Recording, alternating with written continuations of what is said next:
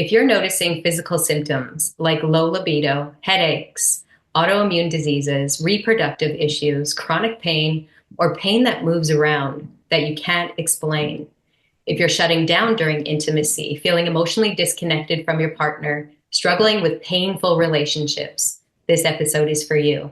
Whether it was direct abuse, unwanted touch, confusing experiences, or silent messages about your body being wrong, shameful, or disgusting, the brain stores those events and continues to express them through the body.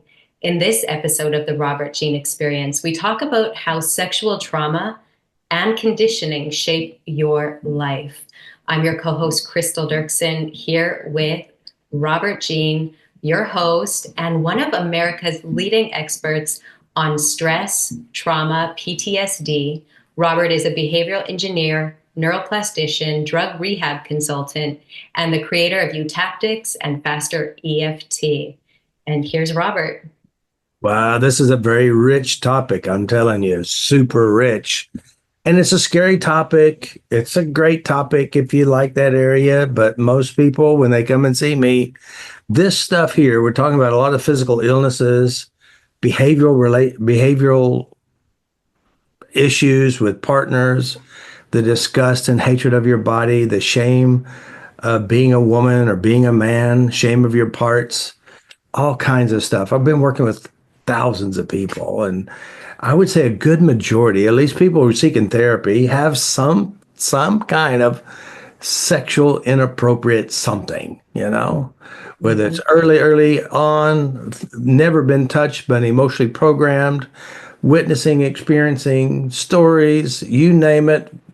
I've heard it all. I worked with some of the worst cases. And what happens is this is so deep to the core of the self, And usually when I do a session with somebody, if they have this stuff, I go clean that up first because it's deep and rich. Wow, that's interesting that that's the first thing you go to. I heard you say it on the webinar or the web event that we had yesterday. Yeah. Why is it that that's the first thing that you go to? Because, to me, this is my thinking, there's a movie called Troy, and of course, the guy, he goes for the big guy. So they get the big guy up front and he just slays the big guy. So my opinion is going for the biggest issue first, because if I change the biggest one, all the others are going to be a lot easier. Right. So that's the reason why I do this. I go to the big one, and be honest with you, sexual inappropriate behaviors. So you call it sexual abuse. I call it premature sexual education for some. And it is something outside of the normal. It's going to catch your autonomic system. So many illnesses that I've worked with people with autoimmune diseases, pain moving from here to here and there to there. And sometimes people don't even have memory of the abuse. And I think just to say that, Linda, one of my practitioners, she's 66 years old. She's been in therapies of all sorts and all kinds, And she became a student. She took You Can Change Yourself course and working up the ranks of training. And, she's had therapists say, have any sexual abuse in your life? She says, no, there's none. And she could find none. But she's always said she's always had pains, physical pains in her body. And one of the physical pains she's had since she was 10 years old, and that was a hip pain and leg pain. So she I call it project tapping. Basically, we find a project that we want to work on and clean it up. And her project was to clean up any and all memories related to the pain in her leg. Well, when she started cleaning these memories up, it allowed the brain to open up, and Pandora's box started to reveal the link from the leg pain all the way up to 65, all the way back to 10 years old, is that her father was sexually abusing her from an early age, from 10 to however long it was. She had no memory of it. None whatsoever. It was like zoned out, completely gone. But the mind remembers, and the mind speaks through the body. That's right. So the only awareness that she had was the leg pain, or this pain that moved around in her body. Yeah. And not only that, I mean, she was raised in a one of the, I'd say one of the hardcore Christian groups, Yes. and, there's a lot of guilt and shame and all this stuff, and some of the things she said, well, mom would guilt her, said, now, great, dad's not going to go to church now, so she was blamed for this. But the bizarre thing is, there's so much deep training, and like sometimes, I've had clients and, they just do not want to believe that Uncle Joe or Dad or whoever did it. They don't even want to admit that. And then Mhm. some of the kids, they said, if you tell anybody, I'm going to kill your dog. They're going to Right. take me away. You're going to destroy your mother. I mean, there's a lot of threats going on. And Yeah. just like with any type of trauma, some of this trauma just goes into the abyss of the mind. It's still there, but we consciously don't know how to access it. And Mhm. just like you said the other day, I mean, just said earlier, Mhm. you were on the call and you started having some memories pop in your head. Right. Yeah. Yeah. Yeah. They started surfacing things that I haven't thought of in a long time. But I wonder, for those people that do struggle with that type of pain and they don't have a memory, but they have that pain, Yeah. like, because you can easily make it up if you don't have a memory. Could you not make up, like, Yeah, you have to understand the brain, there's 5 types of memories, right? The first type is a visual constructed memory. You have a memory and you see, where it happened, you can see it in your mind. You have a movie of it, some pictures of it. hmm The second type of memory is auditory memory. You may not have any pictures with it. You just may hear what your mother said or your father said or the priest said. So we have an auditory memory. We also have a kinesthetic memory. That means the feelings in your body is a memory. It's a metaphor, but it is a memory. It is a memory in and of itself. Now, you have to understand how the brain works. I call the brain a metaphoric machine. Everything is metaphoric.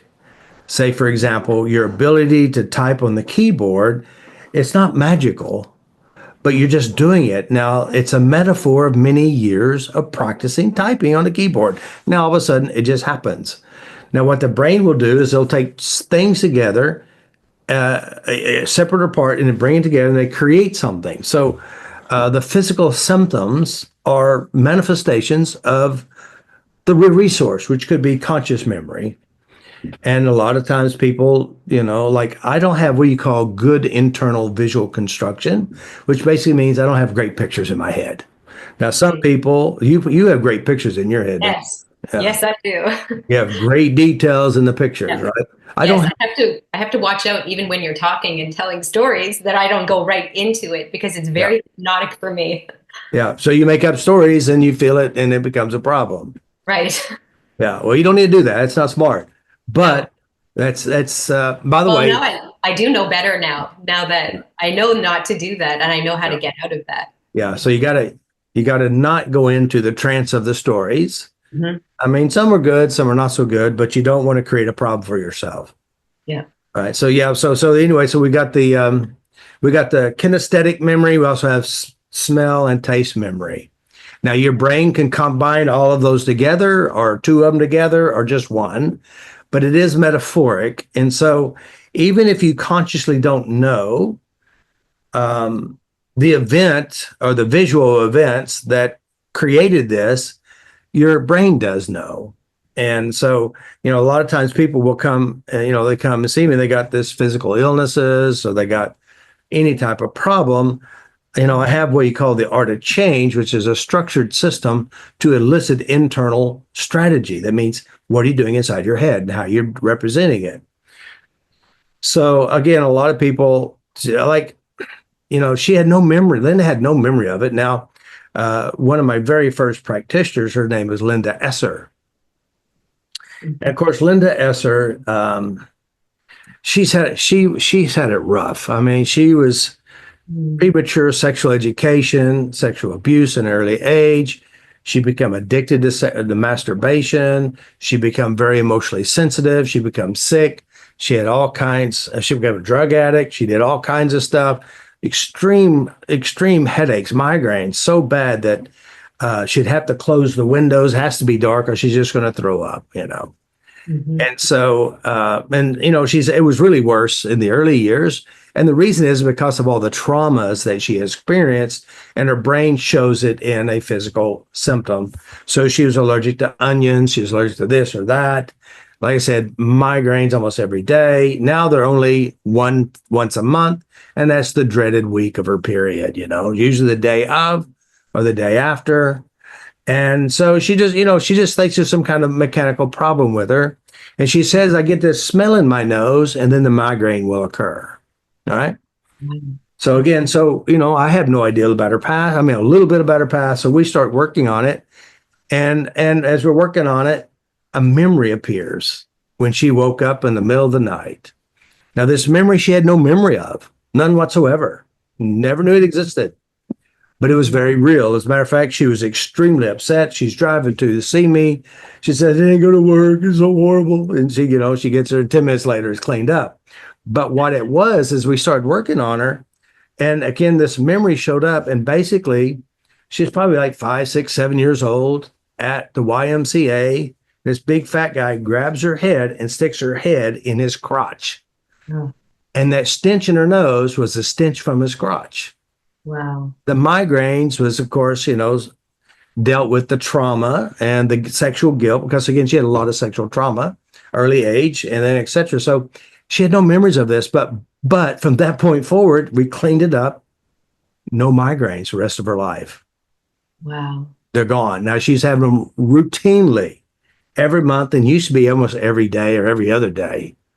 Hmm. So she tried to do the diet stuff, try to cut out things. It's kind of lessened a little bit, but it was consistently there because what put it there was still Hmm. in there behind her eyes where she couldn't see it.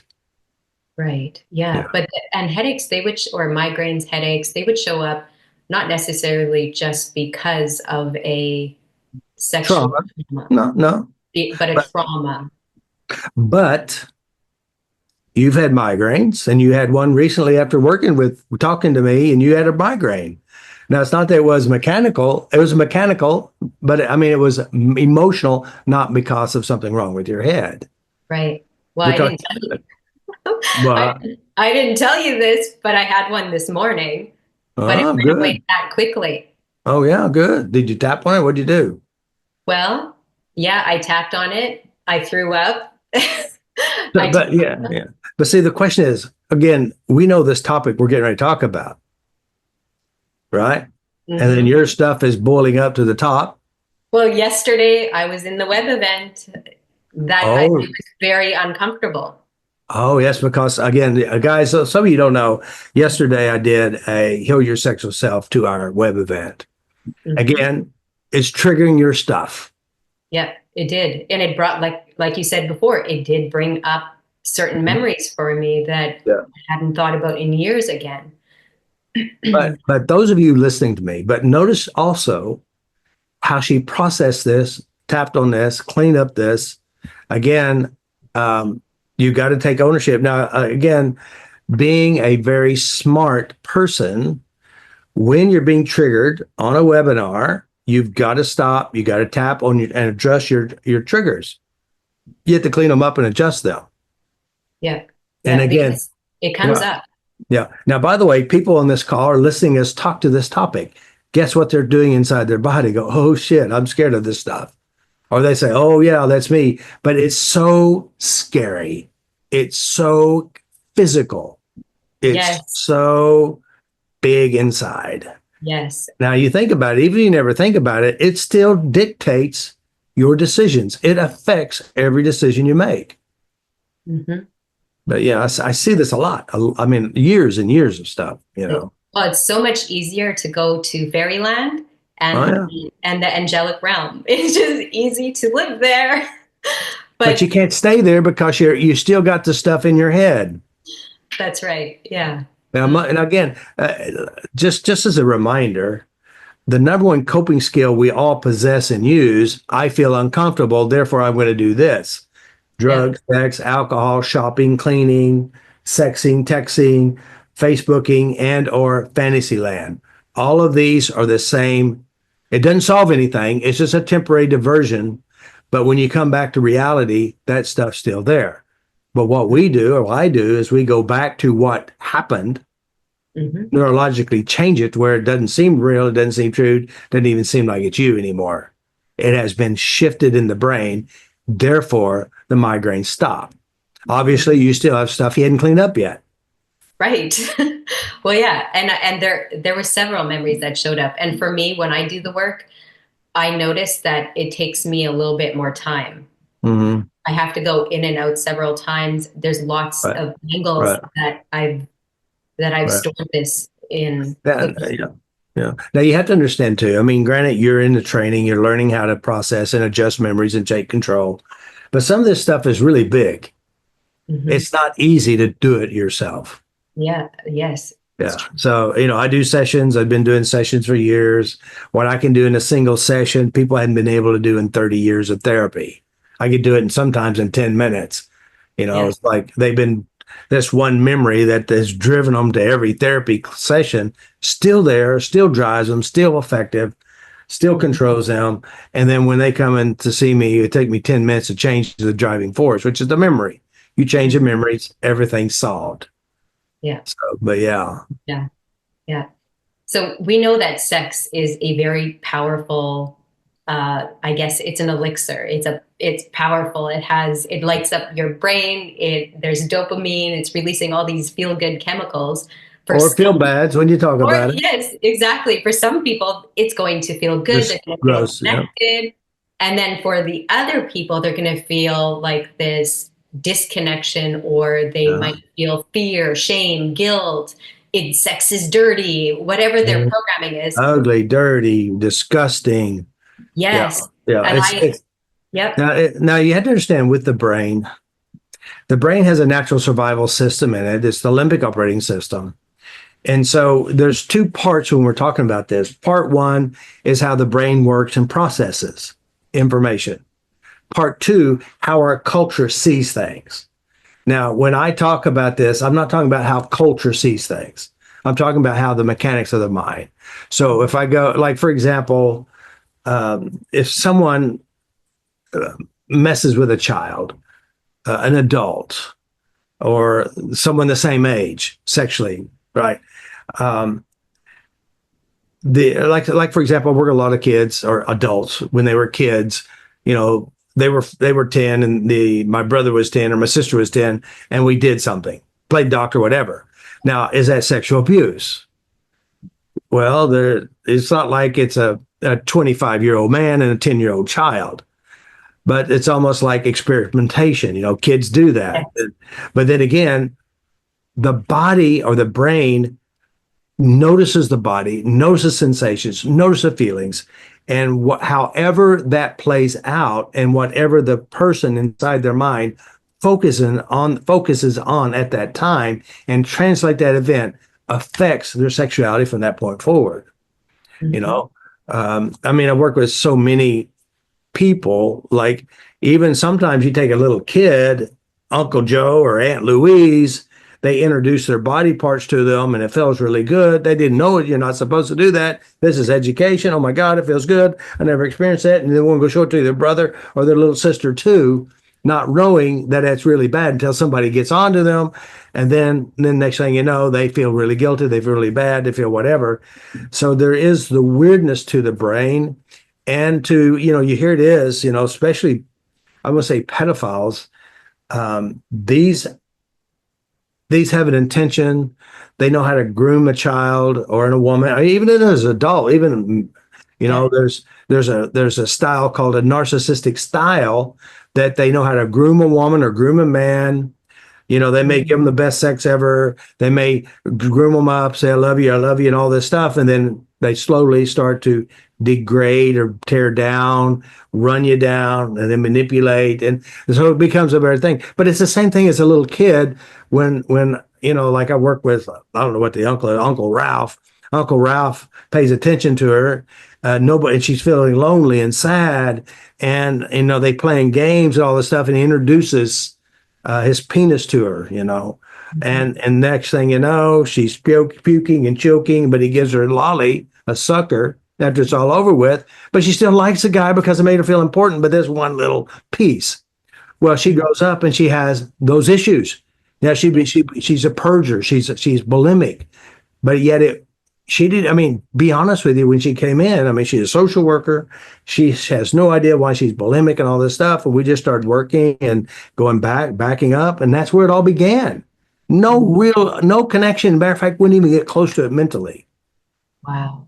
But I went and cleaned this up where she can talk about it.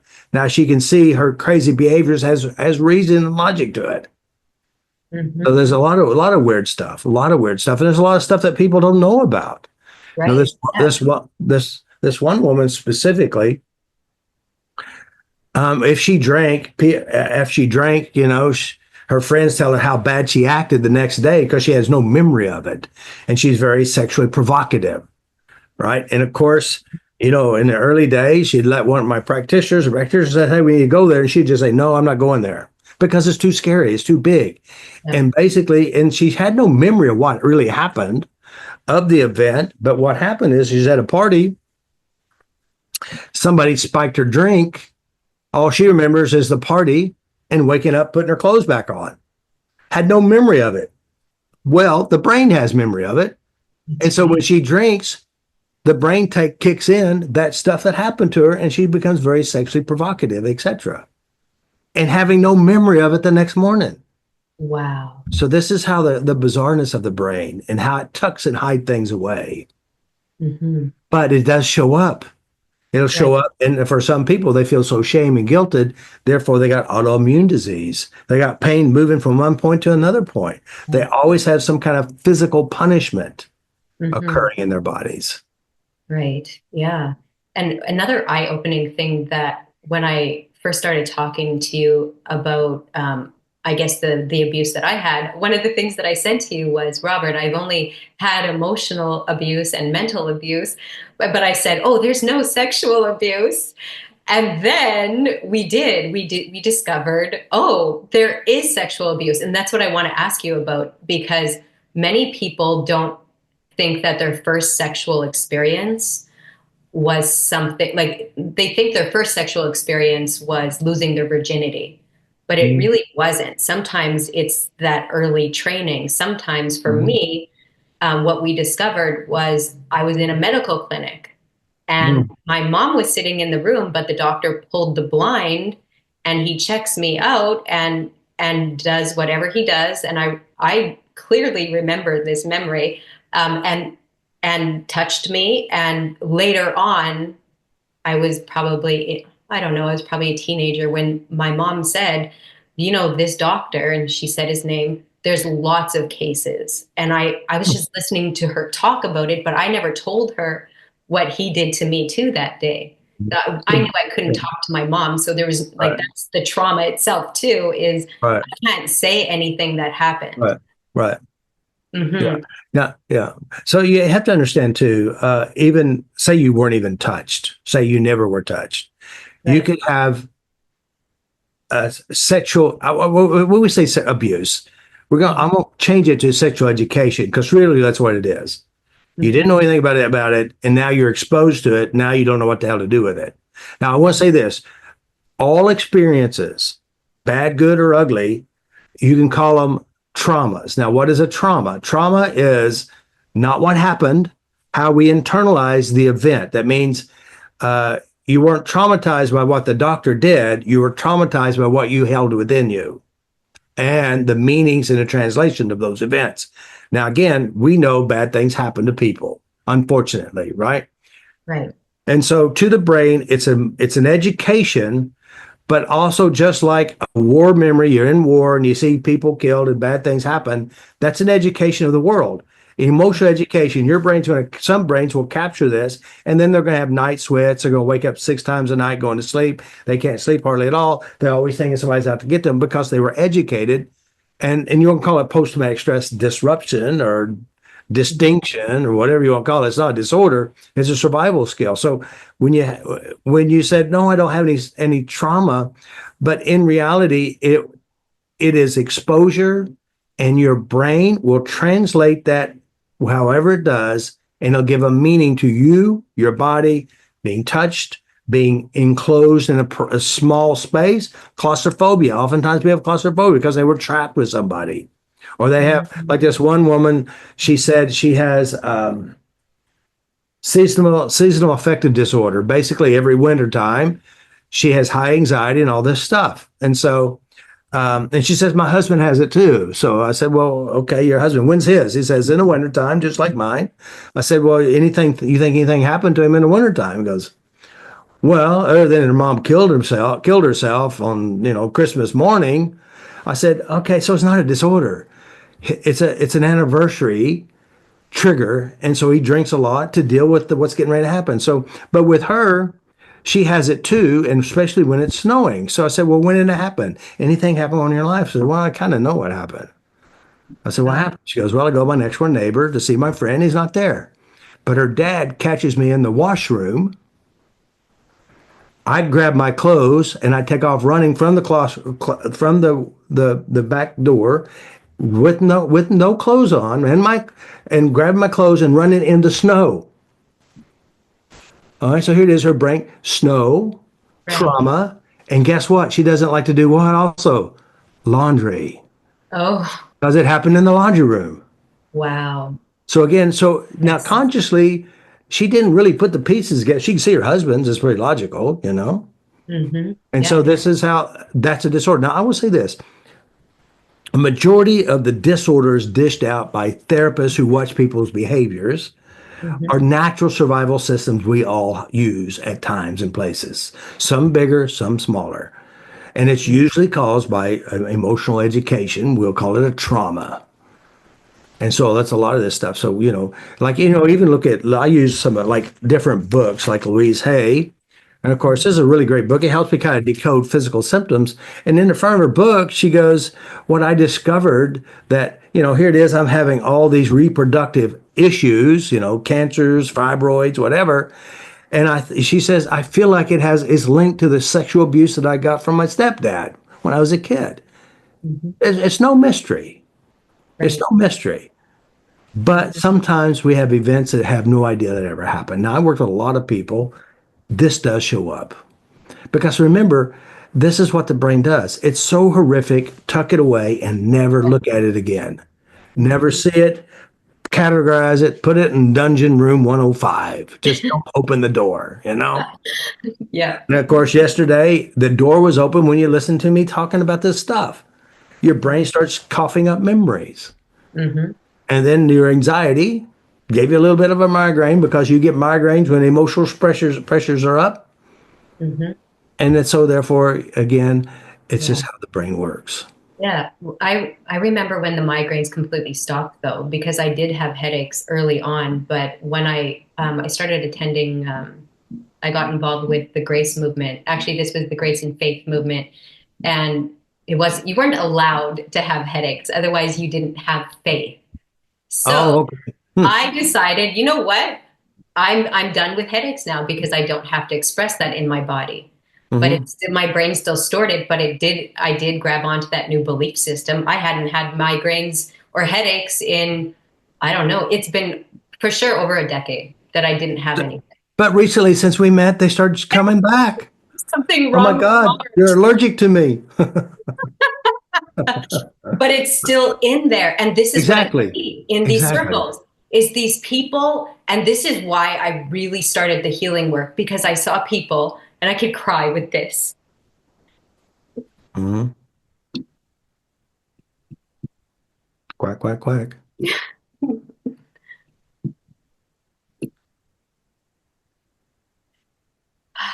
Yes. So I saw people receive healing, canes gone, issues gone, like cancer dissolved. And then we would get reports where they're picking up their canes again. They are back in, they're out of remission. They have Mhm. cancer again, and then they die within a few weeks. It's Right, still in there. I saw that the work, the prayer that they were doing, and I was a prayer minister too. It didn't stay for right, many people, and it right, manifested in other ways, and I could see that in their life. right. Yeah, and people do get temporary temporary relief, temporary feel goods. And again, it's a typical model of how the brain works, you know. Right. You could have a feel good, but see what I do is a different than that. Hmm. What we do is we go inside the mind, inside the memory resources, and actually literally change the memory itself, update it to where it looks different, feels different. See, the problem is that what people will do is, like I said, our number one coping skill is to divert attention. So you're over here with your prayer meetings. Hmm. You're over here with your positive meditations. You're over here shopping and cleaning, and you feel good while you're doing that. But Hmm. it doesn't neurologically change the memories. If you don't neurologically change the memories, it's going to come back and knock on your door. That's right. And for me, it was definitely, and for other people, it's stored in compartments. It's stored Mhm. somewhere. Shut the door, lock and key. Don't get close to it. Now I can go to, fairyland or the angelic realm, Hmm. and I don't have to feel that anymore. And then it But looks oh, hold on, hold on. Not anymore is not true. Temporarily, I don't feel. temporarily correct. Yeah, That's right. Yeah, yeah. absolutely. And I do have people come to see me, and they've had therapies, whatever therapies they are. And one of the things I say, well, I want the memories and the issues that you've already worked through, you already dealt with. And Mm, you know what happens when we go there? They dealt with it. They didn't change it. It's still there. still there. Right. Yes. The, I like it when the Christian said, I gave it to Jesus. I said, okay, let's check and see if you're lying. Yes. And then we go inside the memories, and sure enough, it's still there. Jesus Right. didn't take it, you know. Right. But when Exactly. we get done, I don't know what Jesus did with it, but it's gone inside of our head, you know. Right. Yeah. Yeah. I liked when you talked about that. I've heard you say that before. Which one? With Jesus. Let's see if Jesus really took it. Oh, they Yeah. gave it to God. I said, well, Yes. if you gave it to God, who has it? You or God? Probably. Right. So let's check and see if you're telling the truth. Yeah, Sure exactly. enough, it's just lip service. Right. It's Yes. almost like you. It said, okay, I'm done with it. Consciously, you create a program. I stuffed it back, but it wasn't gone. Hmm. It's a temporary diversion. Right. Yeah. And I can say part of that is the belief system. It wasn't okay to be sick because that means you didn't have Right, faith. right, right, right. And you want to be a good member. Yes, absolutely. But Yep. it's like the woman I worked with. She's in Poland, and she wanted to be a translator for one of my seminars in Poland. And I said, well, let me talk to you on the phone or Zoom. And so we talk because sometimes people say they can translate, but they can't speak English very well. Right. So, so I talked to her, and she started telling me about her life. I said, "Well, let me just help you with some of the stuff." Now, this is what she believed about her life. I had a perfect, normal Christian life. I mean, they were Catholic, right? Hmm. And so I had a normal family. And so we started working on a picture on the wall.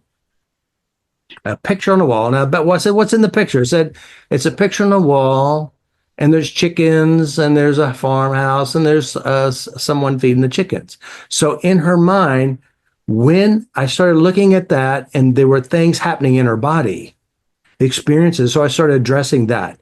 Now, what happened is, and what people do, we call it blank out, zone out, check out. Of course, we have the fight, the flight, the freeze, and you can say the fawn.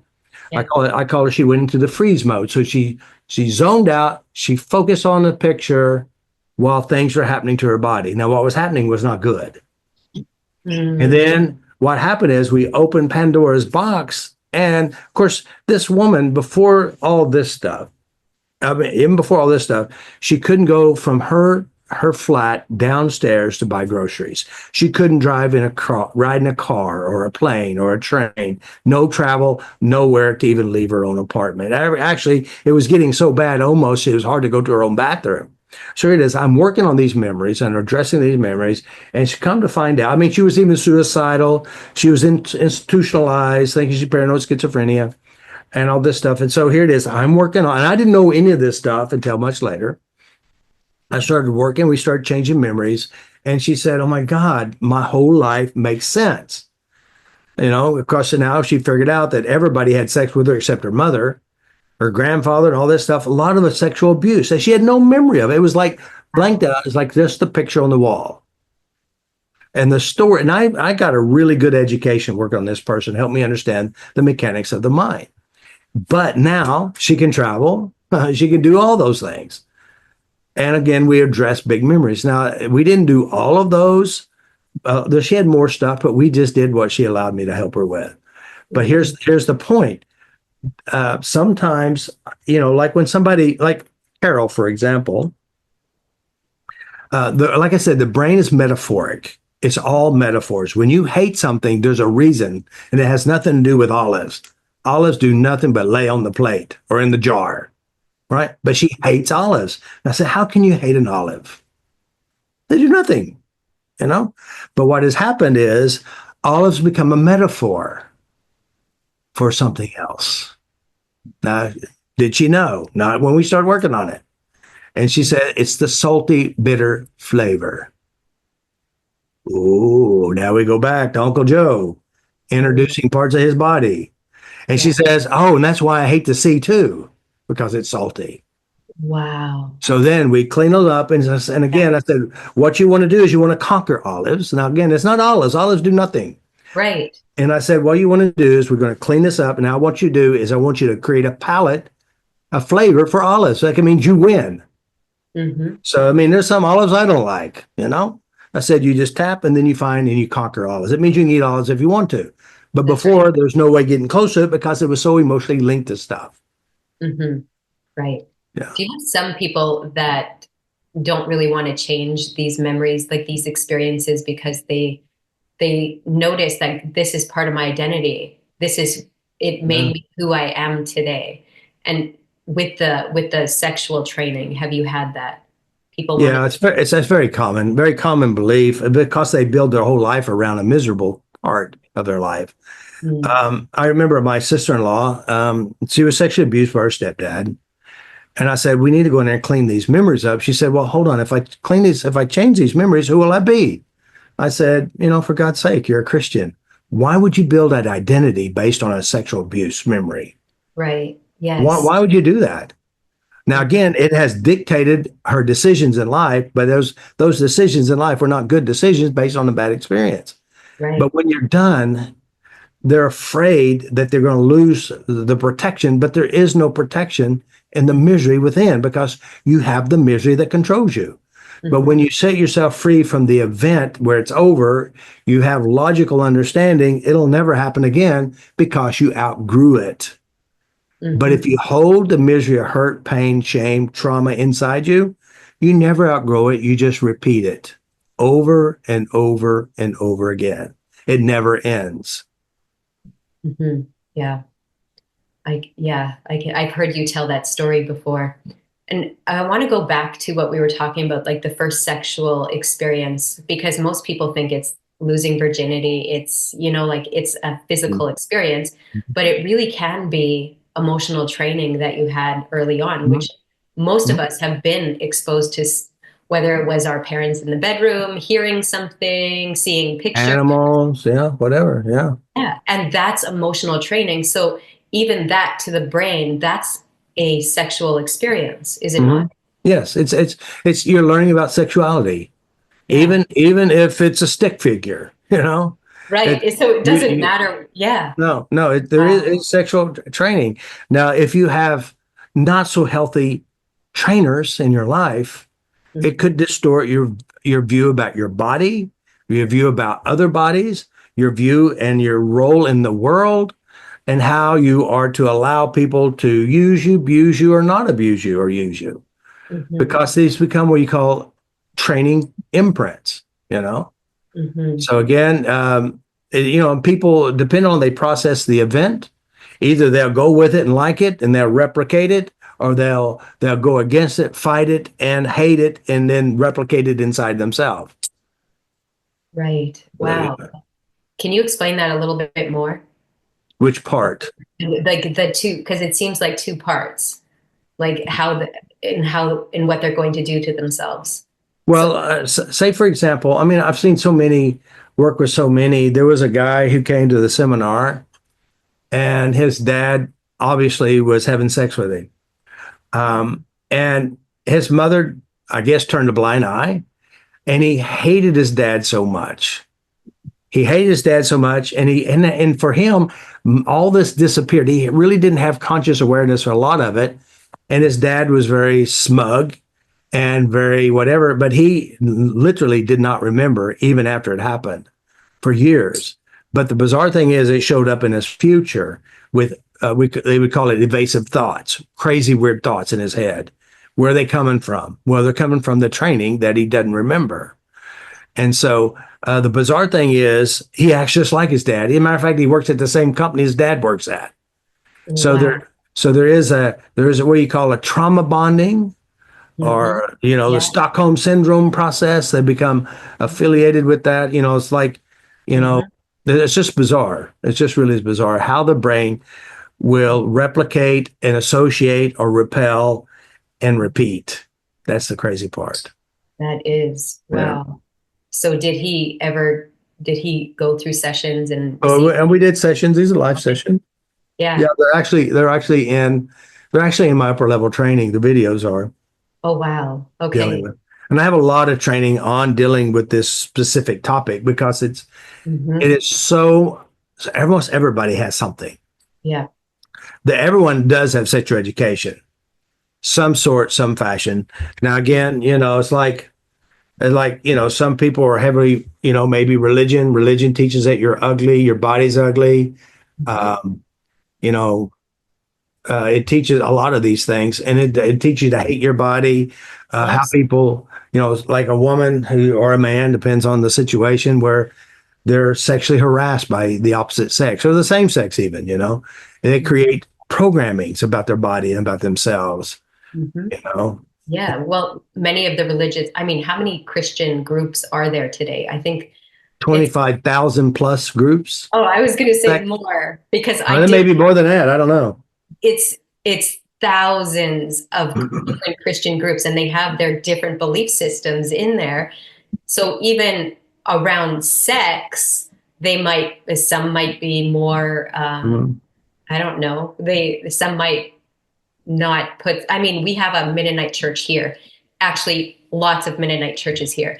And in one Mennonite church, they accept, gay, lesbian, like it's like, yay, right? And in another one, it is like high judgment, you're going to hell. And so like there's all kinds of belief systems around Right, sex. right. And at home, these systems, the brain is linking all these beliefs or like sex to like guilt, shame, It and depends. punishment. Yeah, it depends. Yeah, depends.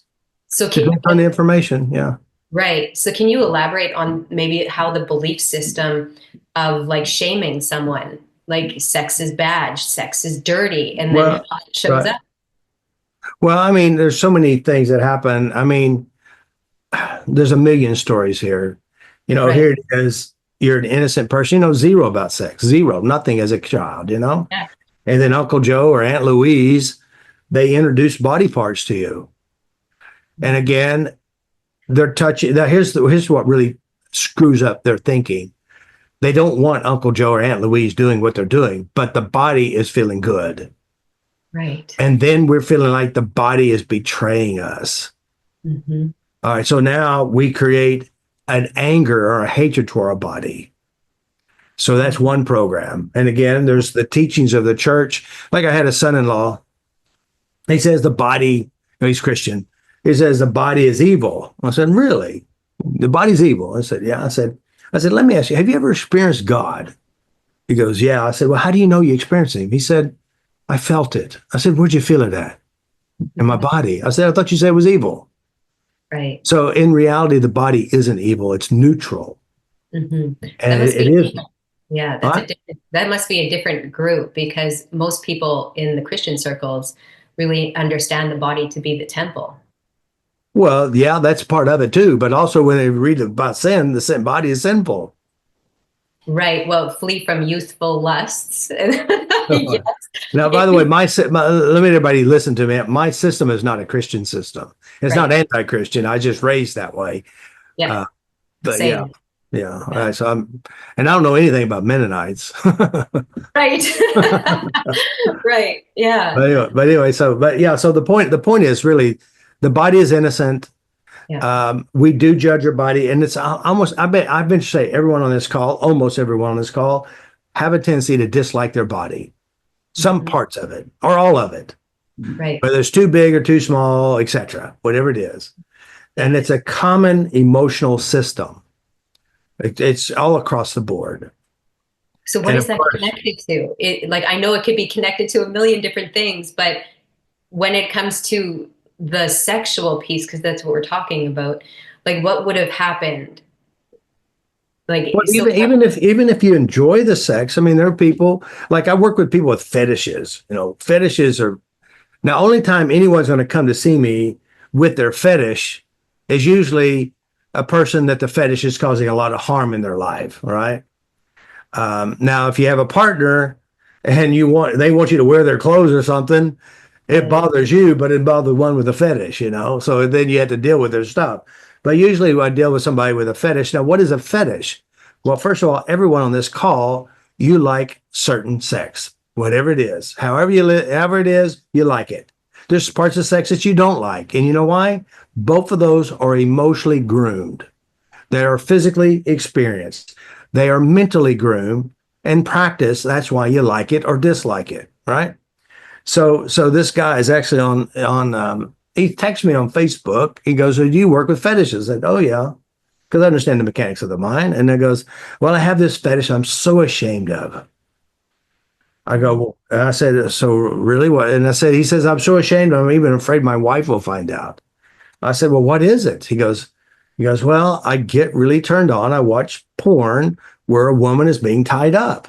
I go, "Okay." I said, "Have you ever had any previous experiences?" And when it started, he goes, "I remember when I was a young boy, around 12 years old, and I'm watching a Western show where the cowboy was tying this woman up and I got an erection." And mm, so I asked another question. He goes, "Have you ever been tied up? Have you ever witnessed anyone tied up before this?" He goes, "Oh, I never thought of that." Because he joined the Jewish community and he was 12 years old to get circumcised. And of course, he wasn't knocked out. So guess what? They're touching his penis, rubbing his penis, and tied down to cut the foreskin off. So that at an unconscious level, he didn't consciously put this together. As a matter of fact, he didn't even know it existed. Because when you're a man or a woman, if you're touched a certain way, it's going to feel good, like it right. or not. And so Yes. his brain wired these two together. Wow. And so That's that's how a fetish was created. It's unconscious connection. It's like ring the bell, feed the dog. mhm. It's the same exact way. And sometimes we'll pick up stuff from weird places. Can you imagine that he lived with that shame for how many years? Well, I don't know if he changed it because I didn't work on him. I just told him Oh about no! I hope he gets help because it. because you can change it. Oh No, my. it can be. Well, I mean, again, remember, if you have a fetish, you don't want to let your fetish go Oh, okay. Because it because it feels good. It gives you feels pleasure. right. But Like there's. you can separate things and put things in proper perspective. Mhm. Yeah. So again, I work with a lot of people, sexual stuff like this one woman, she had so much physical illnesses.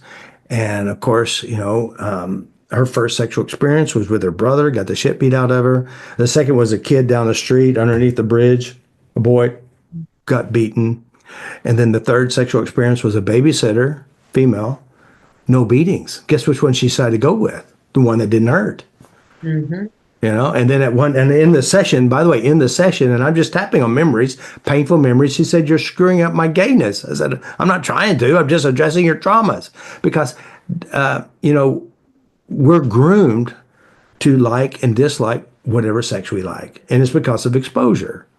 Without Right. exposure, without practice, you'll like it or dislike it. Depends what it is. Mhm. You Right. know.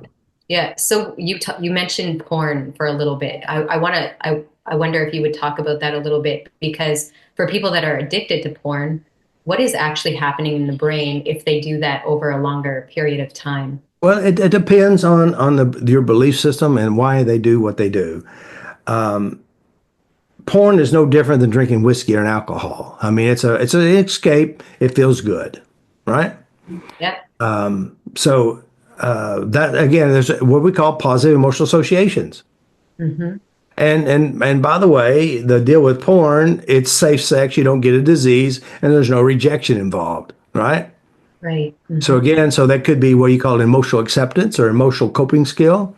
This is like this guy. He's Christian, and he says, "I can't be with my wife." I go, "What do you mean? You can't find her?"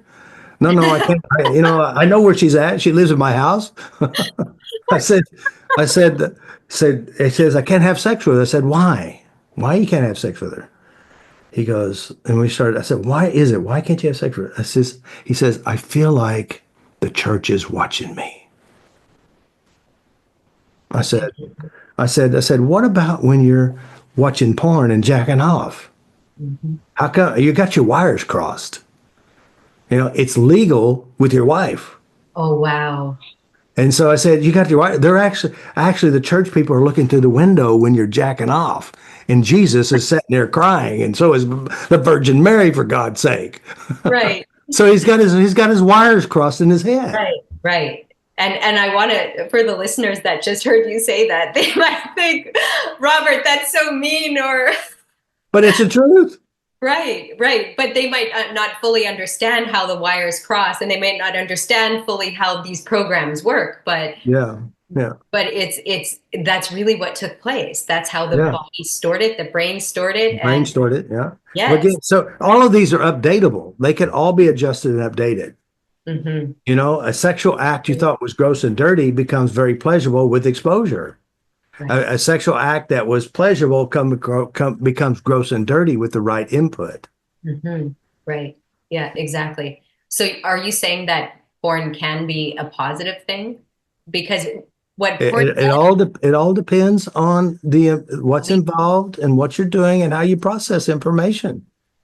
but how can someone process that in a positive way? I'm very I curious. don't. I mean, if I work with people, and if they're seeing porn as a release, Right. a way to relax, and to help them sleep at night. Hmm. I mean, they whatever it is. Hmm. Now again, people do porn all the time, but they don't have a video on YouTube or not on YouTube on the internet that they're watching. They have it in their head. They do their own inner porn. Right. That's what Exactly. fetishes are just porn inside their head. Hmm. When you think about your husband and he has that look, whatever that look is, you start playing the movie and said, oh, I'm getting lucky tonight. Or you go, oh shit, he wants to use me again. Depends on your translation of it. Right. That's actually so true. It's the translation. It's an internalization of it. Hmm. Yeah. So you don't have like a judgment on it. I know I I, can't listen in my position yeah. as a neuroplastician. Hmm. It's called unconditional positive regard. Hmm. Like your stuff is your stuff. I mean, if you come in and say you're gay, I said that's great. Hmm. Where's your problem at? Well, you have a problem. The only difference between gay people and straight people is they just do the same thing in their head in a different direction. Right? Right. That's it. Mhm. So I don't judge it. I don't care what you do, but I do care if you hurt innocent children and leave the animals alone. Right. Yes. And you don't want to, I mean, you just got to be nice, you Yeah. know. Yeah. Yeah. So if this episode hits home for you and you're ready to make these real changes, Robert's level one, you can change yourself program, master training, it really does help you rewire those patterns. It Right. helps you understand yourself better. And Robert's also offering an exclusive discount. And Hmm. I think it's called, what is the promo code? YouTube. YouTube. And so go ahead and use that, the promo code YouTube. And how many percent off do they get? I have no idea. All right. Well, we will link it. I think, yeah, I don't even want to say what it is. I think I know, but go ahead and use that code. And what is something, so they are listening to this, they are really connecting with what you're saying and they want to make those real changes. What is something? Well, Well, one of the things I recommend, it depends on where you are in your journey. If you got a lot of big stuff, book a session with me. Let me clean it up. Yeah. If you want to try to do it yourself, the best way is you can change yourself course, take the course, learn how to take control of your mind, learn how to change your memories, update your life. Um, I mean, if you could only imagine, if you could only imagine the stuff that was bothering you, that's always bothered you, and it's gone. You're not wrestling with it anymore. As a matter of fact, you're more in control. Yeah. You can see and feel your life is in your control, not controlled by your past. You know, Mhm. learning to be the master of your own mind is the gateway to happiness, true spirituality, and freedom. Freedom to live your life in a better way. So, knowing how to know you and change you. And do remember this, I know this is a very juicy topic. Mhm. All your problems are inside your head, they're all yours. And if you don't like them, let me help you change them. You could do it. You could be your own hero. And that's what I want you to be. I got the roadmap. I'll tell you how to do it, but you got to get in the car. You got to step down and work it. And I know it's going to be scary, but the rewards will be so great and the stuff will not knock on your door in the future because it doesn't exist in your head. You know what happened, but you're free. Yeah, it's great. It's so true. And I recommend, highly recommend, book a one-on-one session with Robert. Let him help you, and then you'll even understand yourself better. Like, who doesn't want to understand themselves? And Mhm. who doesn't want to feel shameless? Like, instead of this Free. guilt and shame, this freedom, this Yeah. liberty, this living your life the way, like, even according to your purpose, like living on purpose, living with Mhm. purpose. Mhm. All right. And is there a message? Is there one message that you want every listener to take away about healing their sexual self? Well, first of all, your sexual self isn't broken. You're Mm, programmed. yeah. You can change the programs. You can update the memories and references.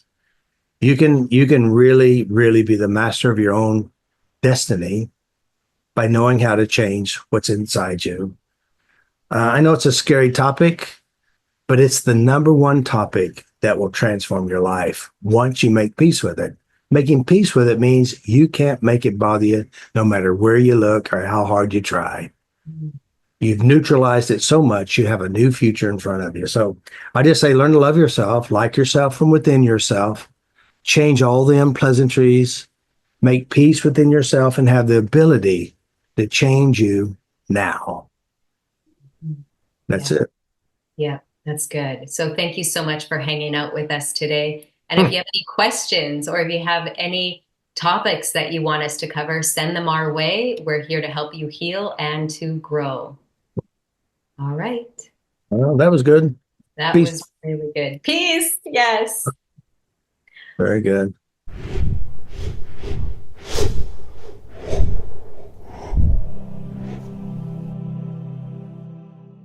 Yeah, hopefully it goes over well.